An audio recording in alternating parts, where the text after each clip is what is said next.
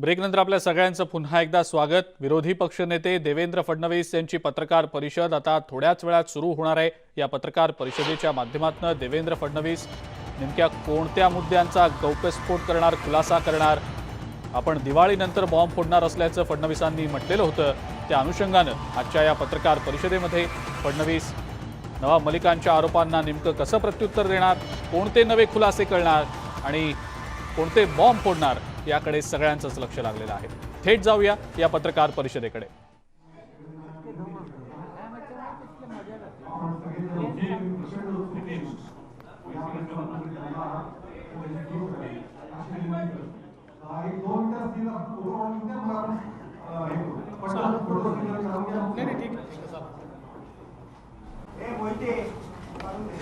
दोन मिनिटं फक्त नंतर डिस्टर्ब करणार।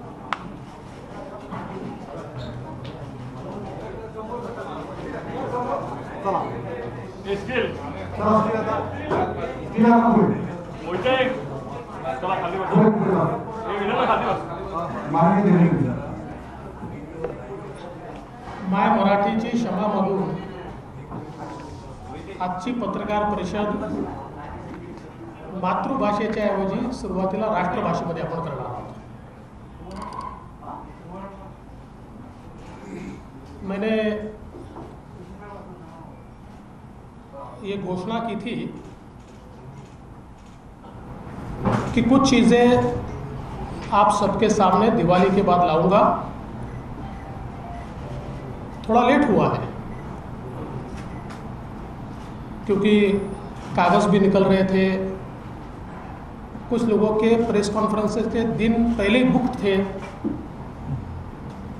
इसलिए मुझे थोड़ा समय लगा। मैं जो बताने वाला हूँ ना तो वो सलीम जावेद की स्टोरी है, ना ही वो किसी इंटरवल के बाद की पिक्चर है। एक बहुत ही सीरियस, बहुत ही गंभीर और एक प्रकार से राष्ट्र की सुरक्षा से जुड़ा हुआ मसला है।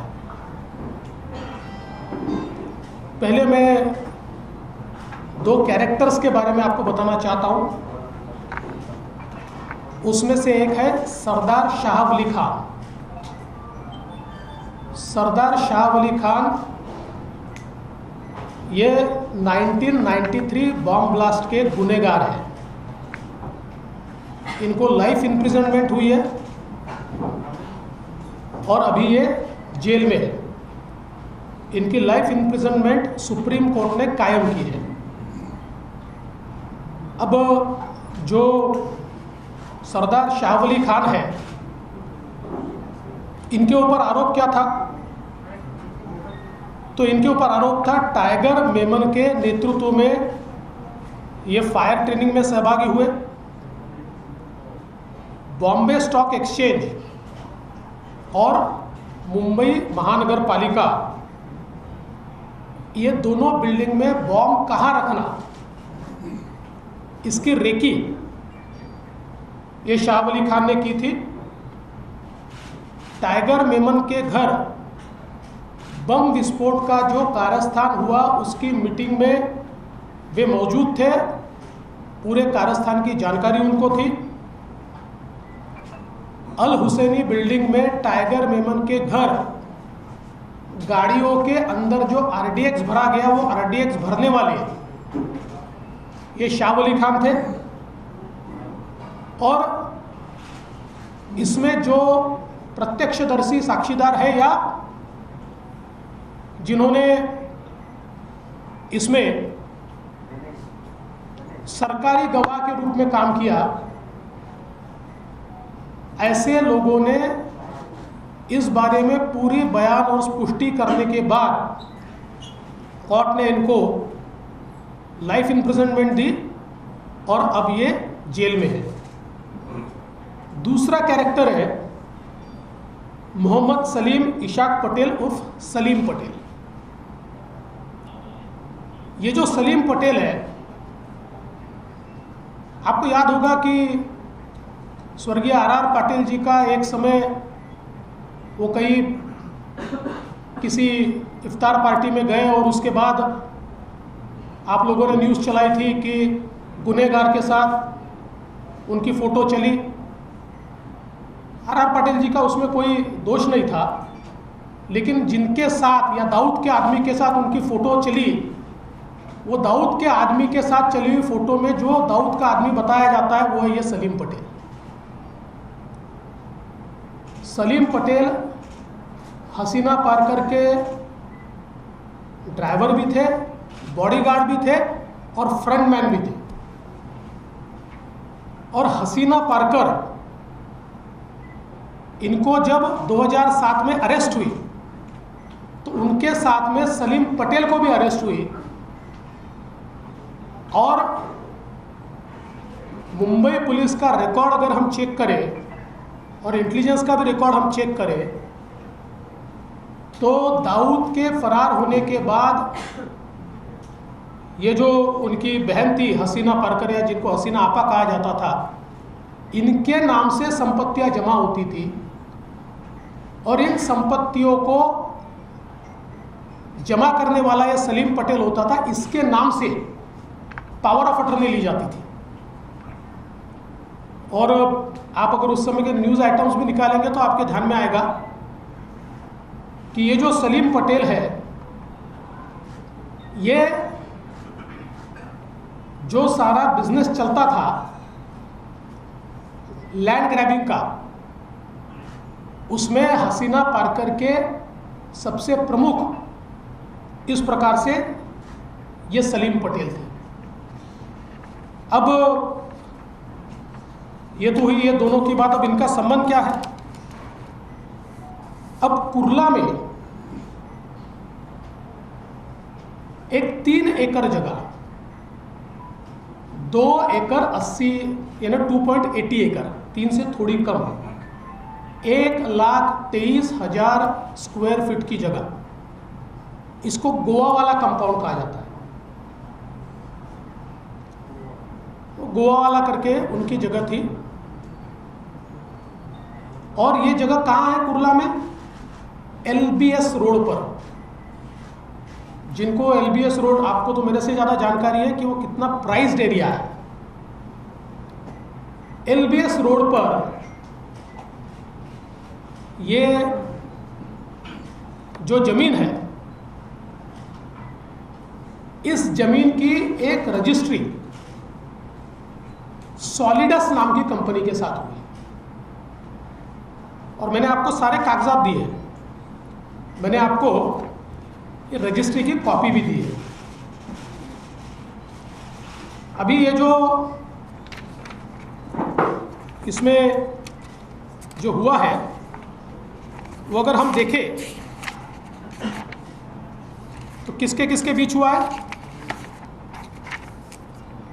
ये हुआ है मरियम बाई, विडो ऑफ गोवा वाला, मुदिरा प्लम्बर, ये दोनों की तरफ से पावर ऑफ अटर्नी होल्डर है Salim Patel. Irrevocable power of attorney holder है सलीम पटेल। और दूसरे बिक्री करने वाले कौन है? दूसरे बिक्री करने वाले हैं सरदार शाह वली खान। यानी सलीम पटेल और शाह वली खान ने मिलकर इस जमीन की बिक्री की है। बिक्री किसको की है? Solidus investments private limited. ये Solidus investment private limited company है नवाब मलिक जी के परिवार की। इस पर जो आपको मैंने दिया हुआ है, इस पर लेने वाले की साइन है, वो है फराज मलिक इनकी।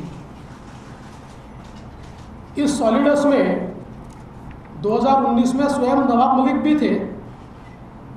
उन्होंने कुछ समय के लिए वो थे, बाद में फिर मंत्री बनने का उन्होंने इस्तीफा दिया और आज भी उनके परिवार के ही लोग उसमें हैं।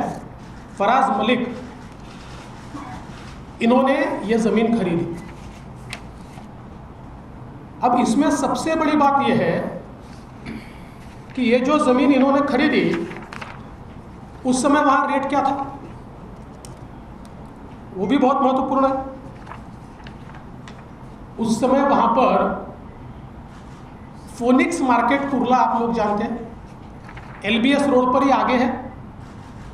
उसी साल उसी समय 2005 में इसकी खरीद हुई है 2053 पर स्क्वायर फीट, यानी 2000 रुपये स्क्वायर फीट से। Ready reckoner rate 8550 square metre है और मार्केट रेट 2053 स्क्वायर फीट के हिसाब से। और ये जो अंडरवर्ल्ड के लोगों से खरीदी गई लैंड कुल 3 एकड़ LBS रोड पर जमीन खरीदी गई 30 लाख रुपए में, 30 लाख, और उसमें से भी पेमेंट हुआ है 20 लाख रुपए का, 20 लाख। अच्छा, पेमेंट किसको हुआ है वो भी आपको मैंने दिया है, इसी रजिस्ट्री में वो दिया हुआ है।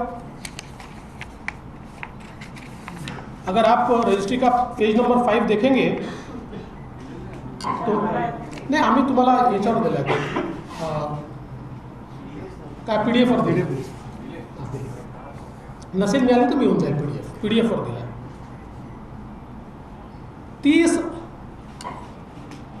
30 lakh. Now this indenture witness that in consideration of sum of 30 lakhs paid on the execution of these presents to the owner as per following particular. Rupees 15 lakh किसको मिले? पार्टी नंबर 1 एंड 2, लेकिन 1 end 2 को नहीं मिले, उनके power of attorney holder Salim Patel, इनके account में ये 15 लाख रुपए गए, सलीम पटेल के अकाउंट में। उसका अकाउंट नंबर वगैरह सारा दिया हुआ है। और फिर a sum of 10 lakh paid on execution of this too, वो किसको मिले? वो मिले शाह वली खान, वो सरदार खान कहते हैं उनको, सरदार खान को मिले।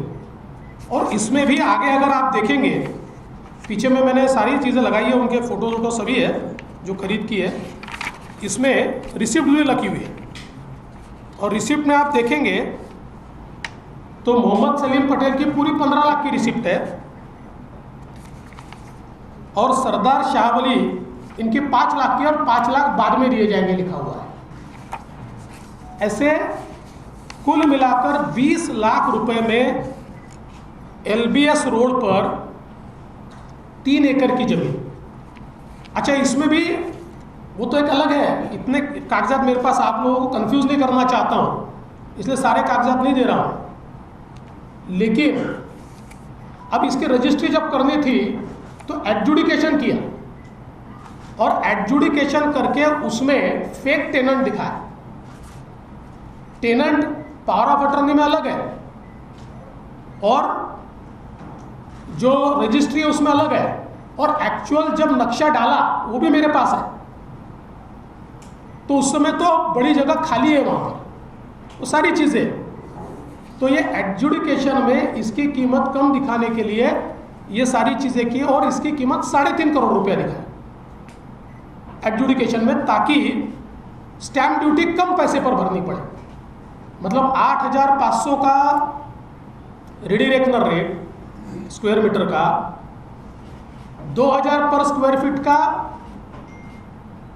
मार्केट रेट, और उसको खरीदा जा रहा है 25 रुपया स्क्वायर फीट से, और एक्चुअल पेमेंट हो रहा है 15 रुपया स्क्वायर फीट से। अब मेरा सवाल ये उठता है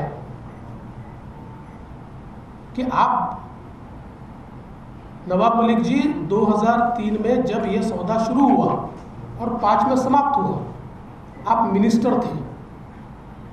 ये ज़रूर है कि अंतिम रजिस्ट्री हुई उससे थोड़े समय पहले आपको जस्टिस सावंत के रिपोर्ट में आपके ऊपर स्ट्रिक्चर्स आए, इसलिए अपना पद छोड़ना पड़ा।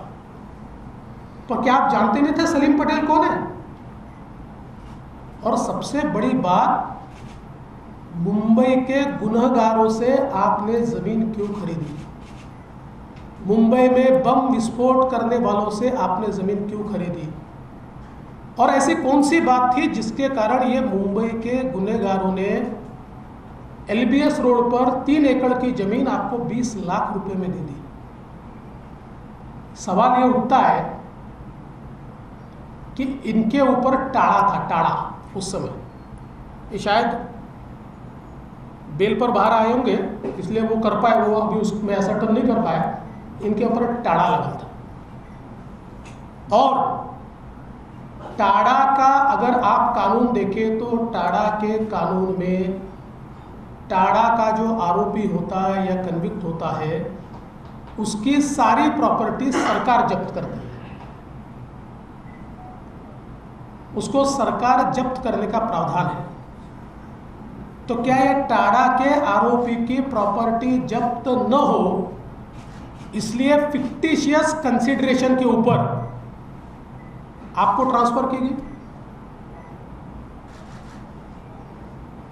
और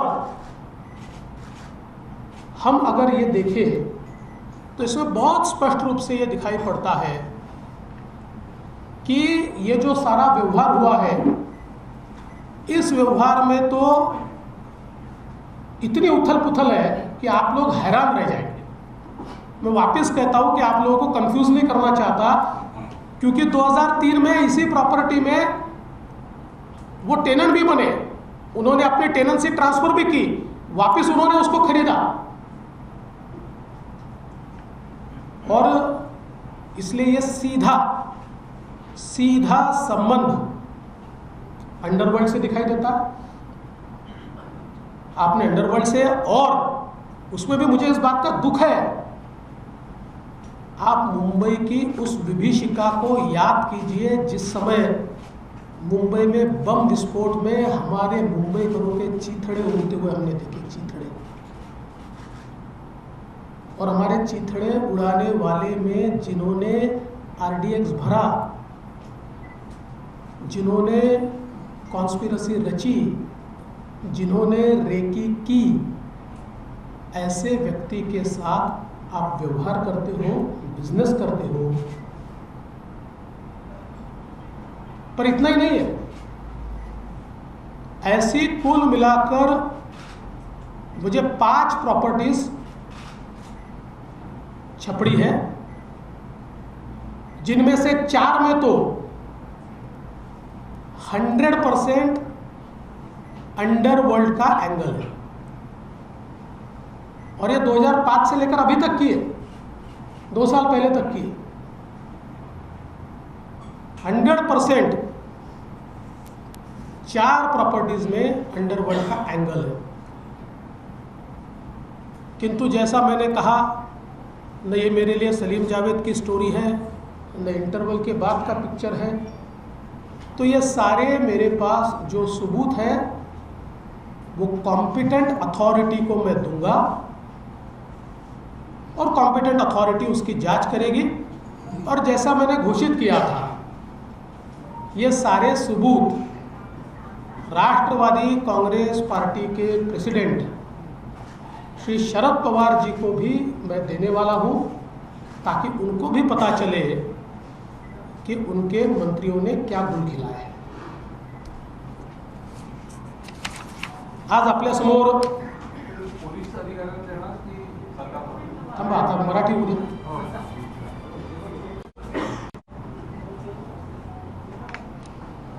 आज आपल्या समोर एक महत्त्वाचा विषय मी मांडतोय।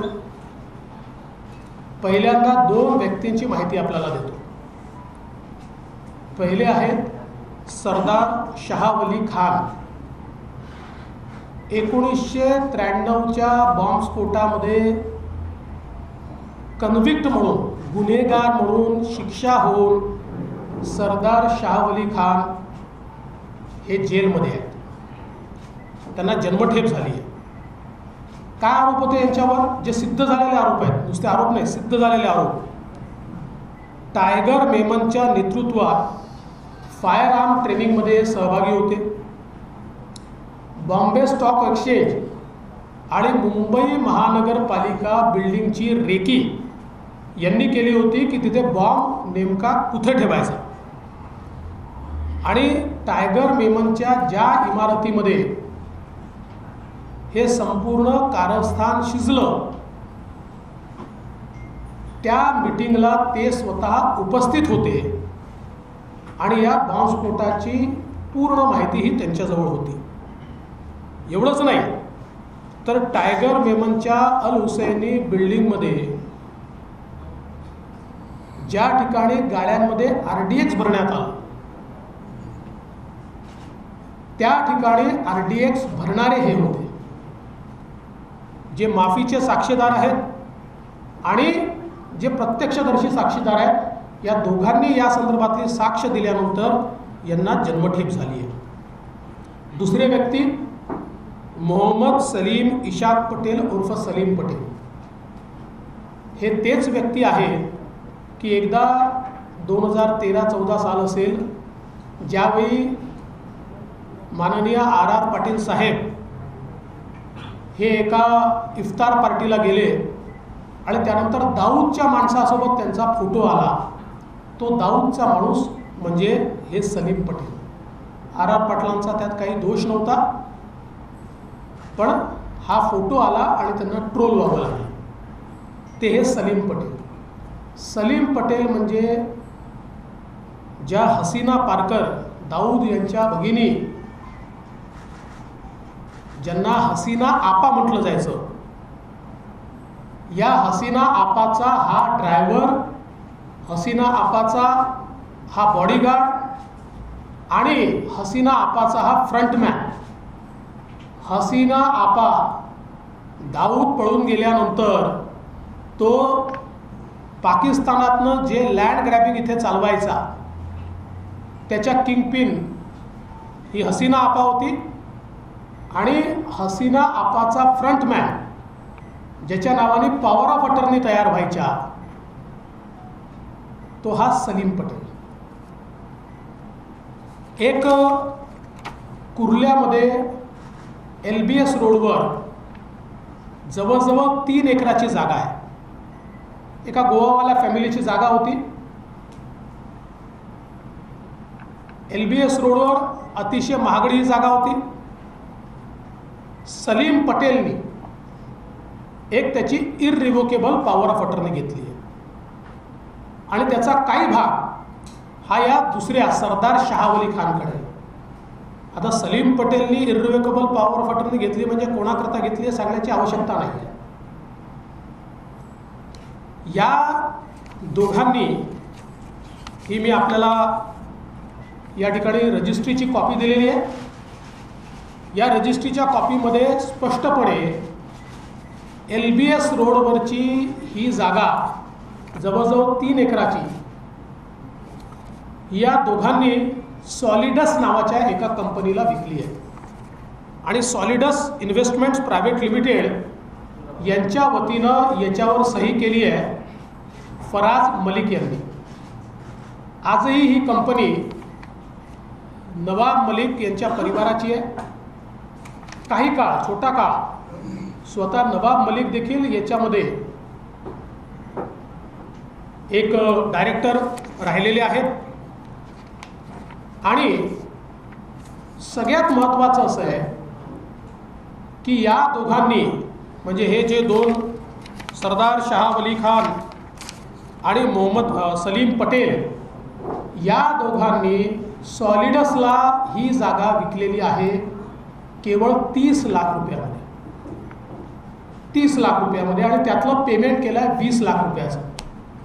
आणि मगाशी मी सांगायला विसरलो, आजही त्या ठिकाणी फार मोठं शेड हे भाड्याने दिलेलं आहे सॉलिडसनी. आणि माझी माहिती खरी खोटी असेल, मागे पुढे असेल, पण मला जी माहिती आहे 1 कोटी रुपये महिना त्यातनं सॉलिडसला आजही भाडं मिळत आहे. त्यामुळे ही जी सगळी जागा आहे 30 लाख रुपये. आता त्यावेळेस तिथला रेट काय होता आपण जर बघितलं तर त्याच्या मागे, मी मगाशी सांगायचं विसरलो, मराठीत बोलण्याचा फायदा काय, त्याच्या मागे LBS रोडवर नाही, मागे पाईपलाईनच्या कच्च्या रोडवर मलिक कुटुंबाने एक अजून प्रॉपर्टी 2005 मध्ये घेतली होती. ती त्यांनी 415 रुपये स्क्वेअर फूटनी घेतली होती.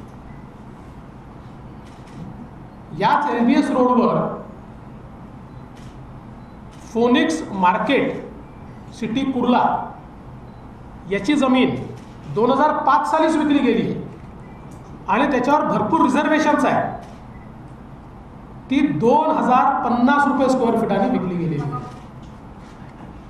आणि सॉलिडसनी या 2 अंडरवर्ल्डच्या लोकांकडनं ही जमीन जी घेतली आहे ती 20 रुपये चौरस फुटाने घेतली आहे. 25 रुपये चौरस फुटाने घेतली आहे. 25 रुपीज पर स्क्वेअर फीट. 25 रुपये चौरस फुटाने ही जमीन त्यांनी घेतली आहे. आता मुंबईमध्ये तर उकिरड्याची जागाही 25 रुपये चौरस फुटाने मिळते आणि पेमेंट 15 रुपये चौरस फुटाने केलं. आता प्रश्न हा आहे की पहिल्यांदा मुंबईच्या गुन्हेगाराकडनं, मुंबईच्या हत्यारांकडनं ही जमीन विकत घेण्याची काय आवश्यकता होती? Why did you do business with killers of Mumbai? Killers of Mumbai कोण आहे हा शाह अली खान? या ठिकाणी मुंबईमध्ये बॉम्बस्फोट झाले त्यावेळी माणसांची लखतरं आपण बघितली आणि ती माणसांची लखतरं जी आपण बघितली त्याचं संपूर्ण प्लॅनिंग आणि एक्झिक्युशन करणारा शाह अली खान. भारताचा सर्वात मोठा शत्रू म्हणून ज्याला आपण ओळखतो तो दाऊद, त्याची बहीण आणि तिचा फ्रंटमॅन असलेला हा दुसरा सलीम पटेल. काय आवश्यकता होती? आणि त्यात महत्त्वाचं असं आहे, या दोघांनी तुम्हाला इतकी प्राईस लँड कवडी मोलाच्या भावाने का विकली? का विकली कवडी मोलाच्या भावाने? टाळा कायद्याच्या अंतर्गत त्यावेळी हे आरोपी होते आणि कन्व्हिक्शन जवळ होतं. 7 साली कन्व्हिक्शन झालं आहे त्याचं आणि ते नंतर सुप्रीम कोर्टाने कन्फर्म केलं आहे. टाळा कायद्याच्या खाली कन्व्हिक्शन, आरोपी असो की कन्व्हिक्ट असो, यांची सगळी संपत्ती जप्त करण्याचे अधिकार हे सरकारला आहे. आणि मग आपली संपत्ती सरकार जमा होऊ नये म्हणून या ठिकाणी विकली गेली आहे का? ही खरंच 20 लाखाला विकली गेली की या लोकांच्या काळ्या कामांकरता मोठ्या प्रमाणात काळा पैसा दिला गेला? चेकने एवढेच आणि नंतर कॅशने इतर. कारण अंडरवर्ल्डच्या लोकांना चेकच्या पैशाचं काही फार विशेष प्रेम नसतं. त्यांच्या सगळ्या कारवायांकरता त्यांना काळा पैसा लागतो. त्यामुळे कुठेतरी त्यांची प्रॉपर्टी जप्त होऊ नये म्हणून किंवा काळा पैसा देऊन या ठिकाणी ही प्रॉपर्टी विकत घेण्यात आली आहे का, हा माझा सवाल आहे. माझ्याकडे आता 5 प्रॉपर्टीजचे डिटेल आहेत.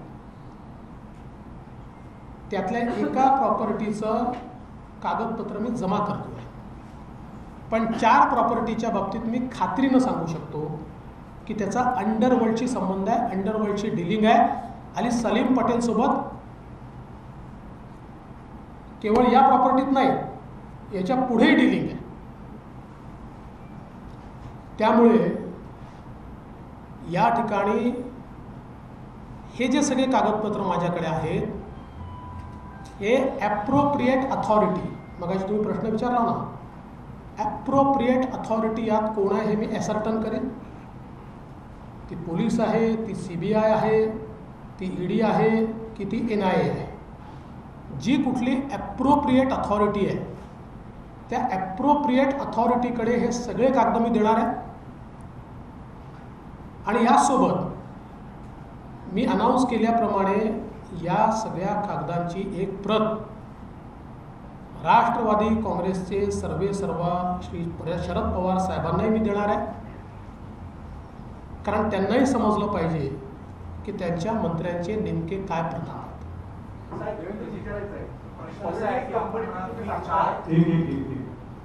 एक त्यांना सांग हां चल 4 प्रॉपर्टीज बद्दल आपण माहिती घेत आहे, एकूण 5 आहेत. त्या प्रॉपर्टीज मुंबईमध्येच आहेत का? त्यांचे थेट संबंध नवाब मलिकशी आहेत का त्यांच्या परिवारामध्ये आहेत? फराज मलिक कोण हा एक दुसरा प्रश्न. आणि कोर्टात जाण्याचं कंटेम्प्ट तुम्ही करताय. माझ्या माहितीप्रमाणे फराज मलिक हे त्यांचे सुपुत्र आहेत आणि हो या 4 प्रॉपर्टीजचा त्यांच्या परिवाराशी आणि इमिजिएट परिवाराशी देखील संबंध है. क्या ये प्रॉपर्टी उन्होंने अपने इलेक्शन एफिडेविट में जो प्रॉपर्टी डिक्लेयर की है तो उसमें भी डिक्लेयर है या उससे भी छुपाई गई?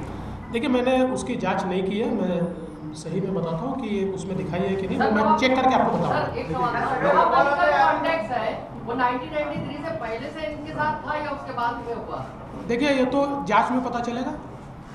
या संबंधित आपण सांगताय की सॉलिडिस कंपनीची संबंधी आता थेट त्यांचे कोण आहेत आपण बाकी अजूनही नवाब मलिकांच्या परिवारातच ती आहे. असं आहे की जी माझी माहिती आहे ती 2019च्या सुरुवातीला हे जे फराज मलिक होते हे त्यातनं रिटायर झाले आणि नवाब मलिक आले. मग नवाब मलिक रिटायर झाले, त्यांचे एक बंधू आले आणि आजही आपण जर कारण ते जे एका मोटरसायकल कंपनीला ते भाड्याने दिलं आहे, ते भाड्याने जे दिलेलं आहे त्याचं जे ॲग्रीमेंट आहे ते रजिस्टर केलं आहे, ते आजही फराज मलिकांच्याच नावाने रजिस्टर आहे. त्याच्या आधी सर आपल्याकडे डिफरन्स आहे. आपल्याला कधी मिळाली आणि जर ही आधीपासून तुमच्याकडे होती तर मग तुम्ही इतके दिवस त्याच्यावर काही का बोलला? माझ्याकडे मिळाली लगेच मी आपल्यापर्यंत आणली. आधी मिळाली असती तर आधी कारवाई केली असती. क्या जिस तरीके से नवाब मलिक लगातार कह रहे हैं कि उनके कोई संबंध नहीं है और खास करके अगर जिस दिन आपने प्रेस कॉन्फ्रेंस करी उसके तुरंत बाद उन्होंने ट्वीट करके भी कहा कि हम हर तरीके की वार के लिए तैयार हैं. देखिए मैं कोई शेरो शायरी में जाता नहीं हूँ. These are hard facts. आप गुमराह कर सकते हो, आप भटका सकते हो. आप देखिए एक हम भी इतने सालों से राजनीति में, तो जब वार होता है तो उसको डाइवर्ट करके मीडिया अटेंशन डाइवर्ट कैसा करना हमको भी पता है, लेकिन उससे फैक्ट नहीं बदलती. फैक्ट तो आपके सामने, मैंने आपको तो सारे पेपर्स दिए हुए हैं, फैक्ट तो नहीं बदलती है. क्या ये दोनों टाड़ा के नवाब मलिक के अंडरवर्ल्ड से रिश्ते क्या है, तो आप क्या एस्टैब्लिश करना चाहते हैं इसके जरिए? अरे भैया रामायण आपको बता दिया और आप पूछ रहे हैं कि सीताराम की कौन है. मतलब क्या वो बचाने के लिए इनकी नहीं अभी ये तो एजेंसीज को ढूंढना ही पड़ेगा ना. आप भी बॉम्ब विस्फोट के कन्विक्ट से आप कौड़ियों के दाम पर प्राइस लैंड लेते हो, मतलब क्या है इसका, क्या मतलब है? संपर्क में इनका परिवार या फिर जाने की नवाब मलिक है क्या? एक दूसरा आपने काले धन का जिक्र किया तो उसके ट्रांजैक्शंस को लेकर कोई जानकारी मिल पाई है जो ब्लैक में दी गई है? देखिए अभी उनका संपर्क है कि नहीं मैं जानता नहीं हूँ, लेकिन इसके बाद भी सलीम पटेल के साथ के ट्रांजैक्शंस उनके मेरे पास हैं. क्या ये दोनों टाड़ा के आरोपी थे? क्या ये दोनों टाड़ा के आरोपी थे? मुंबई बॉम्ब स्फोट के आरोपी ये सरदार शाह अली खान थे और हसीना पारकर के साथ आरोपी ये जो सलीम पटेल. तुमच्या पत्रकार परिषदेच्या काही वेळापूर्वीच राष्ट्रवादीचे सर्वेसर्वा शरद पवार, गृहमंत्री दिलीप वळसे पाटील आणि पोलीस अधिकाऱ्यांची बैठक पार पडली. काय तुम्हाला या सगळ्या संदर्भात वाटतं? त्यांना याची तुंतू लागली असं मला वाटत नाही की या संदर्भात ती असेल. सर नवाब मलिकांनी आरोप केले, नवाब मलिकांवर कुठली कारवाई झाली पाहिजे असं तुम्हाला वाटतं? कारण तुम्ही यंत्रणांना पण दिला आणि 2005चं प्रकरण आहे, कुठली कारवाई व्हावी? नाही मी 5चंच प्रकरण नाही देणार आहे, 11चंही देणार आहे, त्याच्यानंतरचंही देणार आहे. प्रकरण पुष्कळ देणार. मी सांगितलं 5 प्रकरणं देणार आहे. मी तुम्हाला काय पुन्हा सांगतो, माझ्याकरता सलीम जावेदची स्टोरी नाही, इंटरवल नंतरचा पिक्चर नाही. मी एक जबाबदार व्यक्ती आहे आणि नवाब मलिकांची माझी वैयक्तिक दुश्मनी पण आहे. त्यामुळे मी हे सगळी माहिती मी सांगितलं एक अप्रोप्रिएट अथॉरिटीला देणार आहे लीगल ॲक्शन होण्याकरता आणि त्यांच्या प्रमुखांना देणार आहे, त्यांनी त्यांच्यावर कारवाई करावी.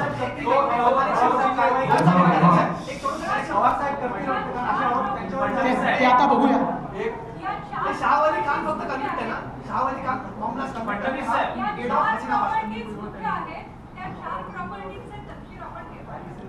त्या 4 प्रॉपर्टीजचे तपशील हे मी एजन्सीजला देणार आहे. एजन्सीज त्या संदर्भात चौकशी करतील आणि एजन्सीजला गेलं की आपण लोक इतके हुशार आहात, माझ्या आधी एजन्सीजमधून आपल्यालाच माहिती मिळते.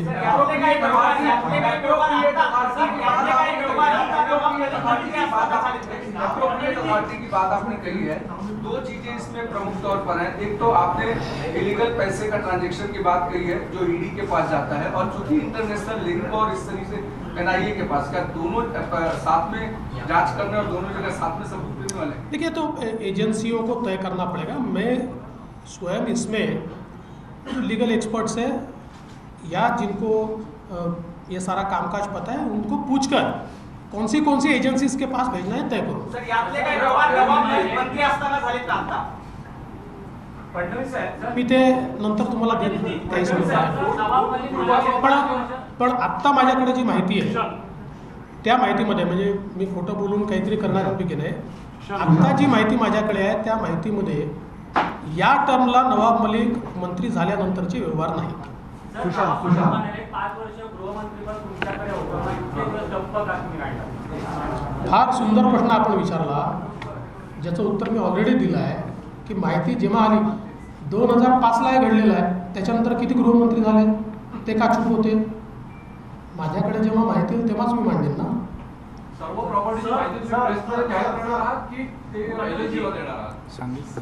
मी एजन्सीजला देईल, कारण मी पुन्हा सांगतो की माझ्याकरता हा पॉलिटिकल स्कोरिंगचा विषय नाही, हा महत्त्वाचा विषय आहे.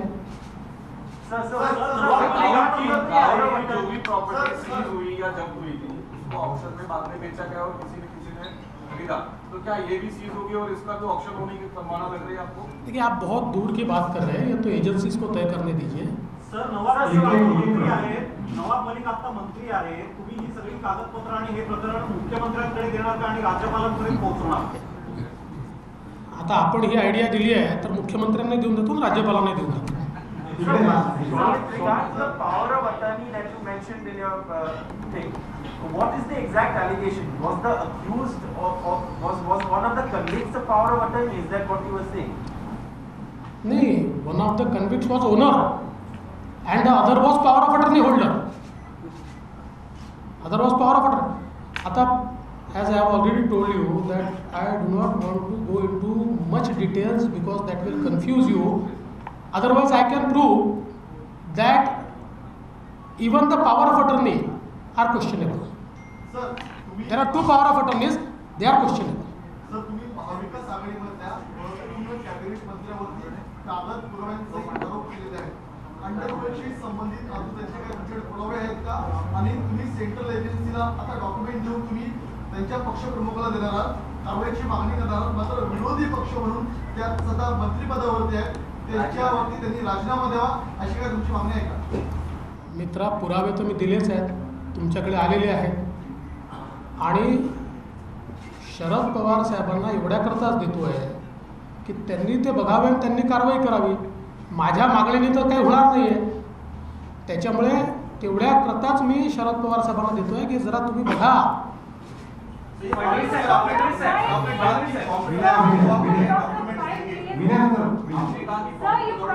Vinay, just one moment.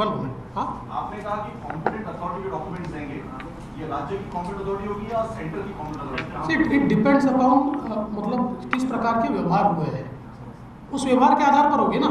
If it is a black money और it's a benami property, then it will be covered by the central agencies. Otherwise, it goes to the state agencies. ED is also one of the options. Yeah, absolutely, because it is also one of the options, because there is a black money involved into this, and IT is also an option, because the Benami Transactions Act that comes under IT. And Mumbai Police? If required, I can give it to them. Not a problem. So you talked about total 5 years that you've been speaking of. One is of 2005. Can you give us a time frame of the 5 years, at least 4 of which you say are associated with the underworld? I've already told that 2011, most of them should be before 2019. Fadnavis साहेब, नवाब मलिक यांनी पत्रकार परिषदेत ही एक माहिती दिली आहे. ते असं म्हणतात की माझी भाजपशी लढाई नाही, तर एनसीबी मधल्या काही अपप्रवृत्ती आहेत त्यांच्या विरोधात ही लढाई आहे. आणि त्यात त्यांनी मोहित कंबोज जे तुमचे निकटवर्ती आणि तुमच्या पक्षाचे पदाधिकारी आहेत यांचे ड्रग माफियांशी संबंध दाखवलेले आहेत. आणि आर्यन खान यांना खंडणी प्रकरणात किडनॅप करण्यात आलं, इतका गंभीर आरोप केलेला आहे. ते रोजच असे आरोप करतात. पहिल्यांदा तर मला आनंद आहे की त्यांनी सांगितलं भाजपशी माझी लढाई नाही. आमची काही नवाब मलिकांची लढाई नाही आहे, आमचा धुरा काही मिळालेला नाही आहे. पण ते सातत्याने भाजपवर आरोप करत आहेत. मोहित कंबोज यांनी स्वतः सांगितलेलं आहे 1.5 वर्षापूर्वी भाजपच्या सगळ्या पदांचा त्यांनी राजीनामा दिलेला आहे. त्यांनी आपल्या पत्रकार परिषदेत वारंवार हे सांगितलेलं आहे की मी स्वतः हे करतो आहे. आणि त्याहीपेक्षा महत्त्वाचं मी माध्यमातूनच बघितलं की त्यांनी डिफेमेशनचा दावा त्या ठिकाणी केला आणि त्या डिफेमेशनच्या दाव्यावर नवाब मलिकांना नोटीस इश्यू झाली. प्रश्न हा आहे, आपण एक लक्षात घेतलं पाहिजे की नवाब मलिकांचा काही ग्रीव्हियन्स असेल तर त्यांनी तो मांडावा ना. समजा एका ऑफिसरबद्दल असेल, त्यांच्या वरिष्ठांकडे मांडावा. आपण मंत्री आहात, त्यांच्याकडे आपला विश्वास नसेल तर कोर्टात मांडावा. कोर्टात केस चाललेली आहे, तिथे मांडा ना. पण हे जे काही रोज मांडलेलं आहे याचा अर्थ नेमका काय? देवेंद्र जी, सेंट्रल एजेंसी के एक अधिकारी के ऊपर लगातार समीर वानखेड़े के ऊपर जिस तरीके से आरोप कर रहे हैं और नवाब मलिक का कहना है कि बीजेपी को सेंट्रल एजेंसी के भ्रष्ट अधिकारी के साथ खड़े नहीं होना चाहिए. देखिए, अभी पहली बात तो ये है कि मेरे इशू को आप डाइवर्ट मत कीजिए. आज का महत्व का इशू ये है और आप ऐसे सवाल पूछ रहे हैं जिससे ये इशू डाइवर्ट होगा. लेकिन फिर भी आपने पूछा है तो उसका जवाब दे देता हूँ. बीजेपी जितने अच्छे ऑफिसर हैं उनके साथ खड़ी रहेगी और कोई ऑफिसर गलती करेगा तो चाहे सेंट्रल एजेंसी का हो या स्टेट एजेंसी का हो, उसके खिलाफ भी बीजेपी कार्रवाई करेगी. राष्ट्रवादी अध्यक्षांचा दुसऱ्या कुठल्या पक्षाच्या नेत्याशी आपण हे पुरावे देणार आहात? दुसऱ्या जणांना फायदा काय? फडणवीस साहेब, आपण लास्ट नवाब मलिकांच्या बाबतीतलं अत्यंत गंभीर प्रकरण समोर आणलेलं आहे. आणि तुम्ही म्हणालात की सगळे कागदी पुरावे तुम्ही शरद पवारांना देणार आहात. पण नवाब मलिक हे उद्धव ठाकरे यांच्या मंत्रिमंडळातले मंत्री आहेत आणि उद्धव ठाकरे या सरकारचं नेतृत्व करतायत, तर तुम्ही त्यांना ही कागदपत्र देणार आहात का? नाही, मी मगाशीच सांगितलं की तर मला फार चांगला सी सूचना दिली, माझ्या डोक्यात आधी नव्हतं. पण नक्की उद्धवजींना पण देईन, राज्यपालांनाही पाठवतो. चला, थँक्यू.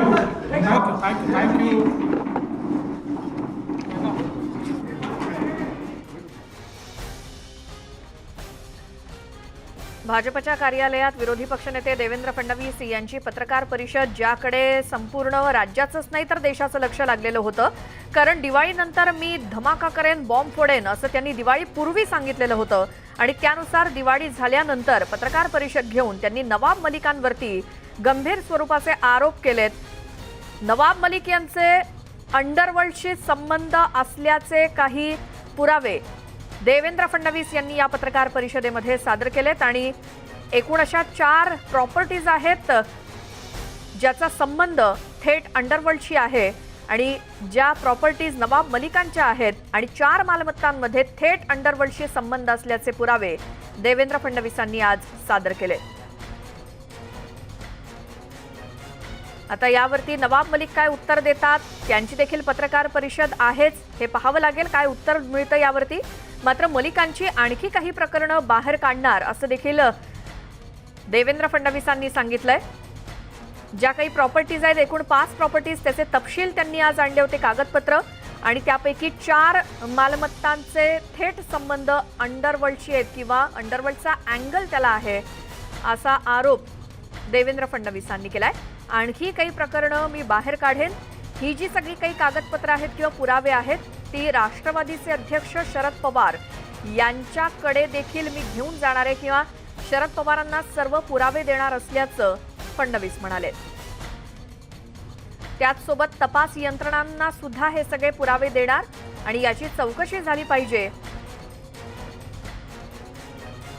असं फडणवीस म्हणाले. त्यामुळे नवाब मलिक आणि त्यांच्या काही मालमत्ता त्या कुठून कशा खरेदी केल्या गेल्या, त्याचा अंडरवर्ल्ड गँगशी कसा संबंध आहे किंवा वर्ल्डशी कसा संबंध आहे हे देखील देवेंद्र फडणवीसांनी सांगितलं. दिवाळीनंतर मी धमाका करेन असं त्यांनी दिवाळीपूर्वीच म्हटलेलं होतं आणि त्यानुसार सगळे पुरावे घेऊन देवेंद्र फडणवीस या पत्रकार परिषदेत आले आणि त्यांनी नवाब मलिकांविरोधात काही पुरावे मांडलेले आहेत. अर्थात त्यांच्या काही मालमत्ता आहेत. मुंबईतल्या LBS मार्गावर सुद्धा त्यांची जी काही प्रॉपर्टी आहे ती कुठून आली, अगदी कवडीमोल भावामध्ये त्याची खरेदी कशी काय झाली, याचे खुलासे त्यांनी पत्रकार परिषदेत केलेत.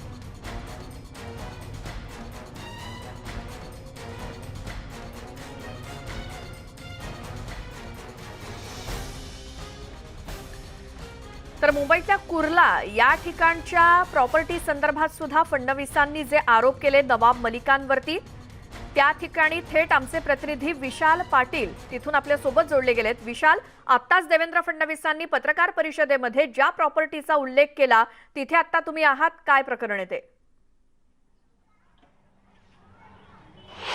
नक्कीच श्वेता, खरं तर माजी मुख्यमंत्री आणि विरोधी पक्षनेते देवेंद्र फडणवीस यांनी कुर्ला येथील LBS रोड येत्या या ठिकाणी असलेल्या गोवावाला कंपाऊंडच्या बाबतीत अनेक धक्कादायक खुलासे जे आहेत ते केलेले आपल्याला पाहायला मिळत आहेत. खरं तर ही जागा जी आहे ती बॉम्बस्फोटातील आरोपींकडनं घेण्यात आलेली आहे असा खुलासा आणि काही कागदपत्रे जी आहेत ही देवेंद्र फडणवीसांनी सगळ्यांसमोर आणलेली आहेत. आणि आत्ता आपण ह्या गोवावाला कंपाऊंडमध्ये आहोत.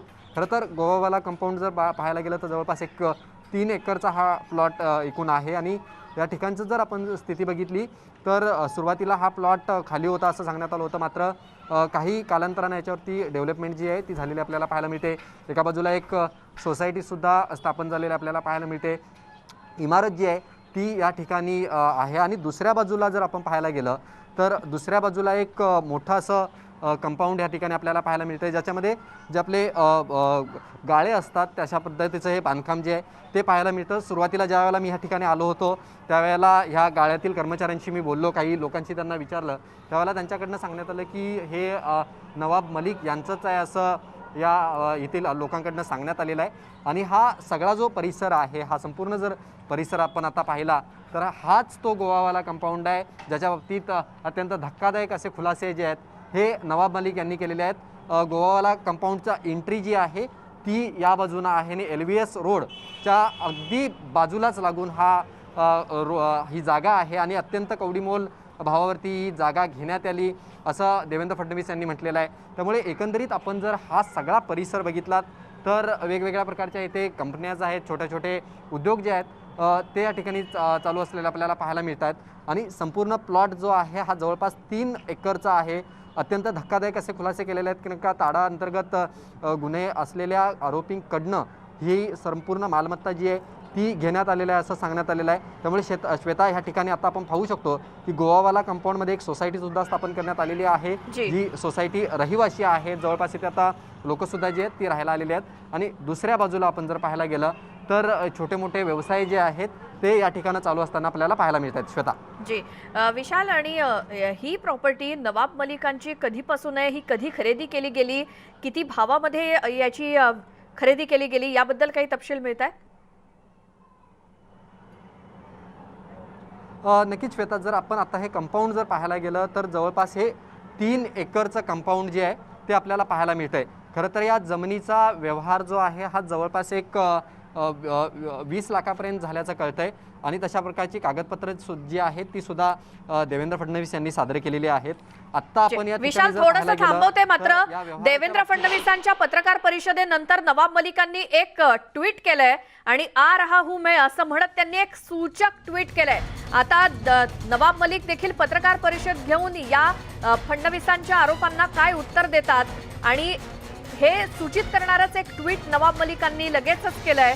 देवेंद्र फडणवीसांच्या पत्रकार परिषदेनंतर आ रहा हूं मैं असं म्हणत एक सूचक ट्विट नवाब मलिकांचं.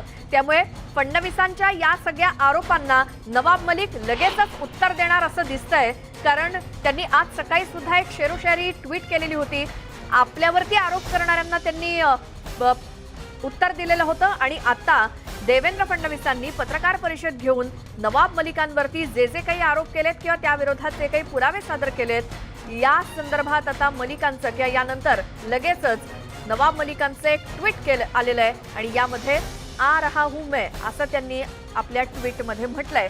म्हणजे अर्थातच नवाब मलिक या सगळ्या आरोपांना लगेचच उत्तर देतील असं दिसतंय.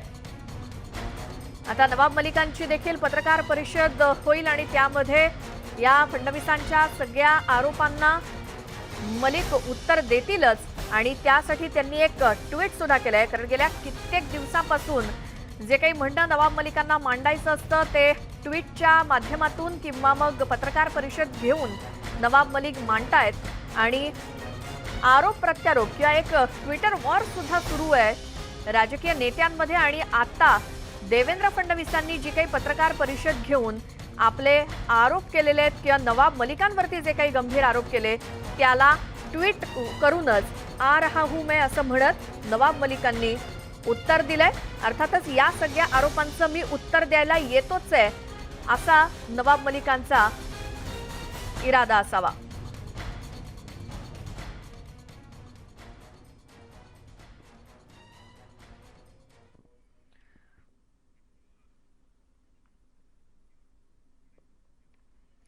या सगळ्या घडामोडींचे अपडेट असेच घेत राहणार आहोत. वेळ झाली एका छोट्याशा ब्रेकची, लगेच परत येऊयात. पाहत राहा मुद्दा महाराष्ट्राचा.